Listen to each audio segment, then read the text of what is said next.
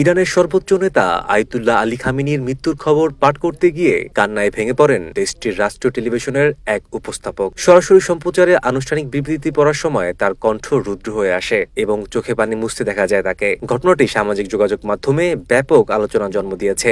স্থানীয় সময় রোববার ভোরে ইরান সরকার আনুষ্ঠানিকভাবে খামেনির মৃত্যুর বিষয়টি নিশ্চিত করে। এর আগের দিন দেশটিতে যুক্তরাষ্ট্র ও ইসরায়েলের হামলা শুরু হয় বলে জানা গেছে। পরিস্থিতি ঘিরে দেশজুড়ে উত্তেজনা ও অনিশ্চয়তা বিরাজ করছে। খামেনির মৃত্যুর পর সরকার 40 দিনের রাষ্ট্রীয় শোক ঘোষণা করেছে। এই সময় জাতীয় পতাকা উত্তোলন রাখা এবং বিভিন্ন রাষ্ট্রীয় কর্মসূচি সীমিত রাখার সিদ্ধান্ত নেওয়া হয়েছে। রাষ্ট্রীয় গণমাধ্যম তার জীবন, রাজনৈতিক ভূমিকা ও দীর্ঘ নেতৃত্ব নিয়ে বিশেষ অনুষ্ঠান সম্প্রচার করা হচ্ছে। এদিকে যুক্তরাষ্ট্রের প্রেসিডেন্ট ডোনাল্ড ট্রাম্প সামাজিক যোগাযোগ মাধ্যম ট্রুথ সোশ্যালে এই নিয়ে দেওয়া এক পোস্টে খামেনির মৃত্যু দাবি করেন। তিনি পোস্টে খামেনিকে ইতিহাসের অন্যতম নিষ্ঠুর ব্যক্তি উল্লেখ করে বলেন, ইসরায়েলের সঙ্গে যৌথ অভিযানে এই ঘটনা ঘটেছে। অন্যদিকে ইসরায়েলি প্রধানমন্ত্রী বেনিয়ামিন নেতানিয়াহুর বক্তব্যের পর বিষয়টি আন্তর্জাতিক অঙ্গনে আরও আলোচিত হয়ে ওঠে। তবে এই বিষয়ে আন্তর্জাতিক মহলে প্রতিক্রিয়া ও পরিস্থিতির সর্বশেষ অবস্থা নিয়ে বিস্তারিত তথ্য এখনো পরিষ্কার নয়।